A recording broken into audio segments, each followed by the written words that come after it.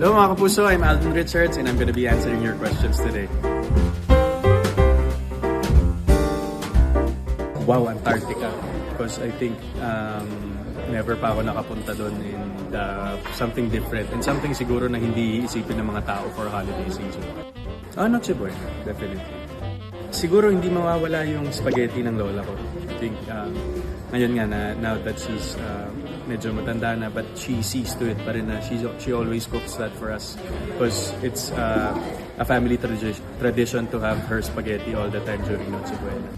Niregaluhan ako ng tita ko ng green shorts na Harry Potter. Pag Christmas season kasi, pag nagbabakasyon kami sa San Andres Bukid sa mga tita ko, mahilig nila akong Alaskahin when I was young. So, apparently, during that time, biglaan yung pag-aya sa amin to stay there. Tapos, kulang ako sa shorts.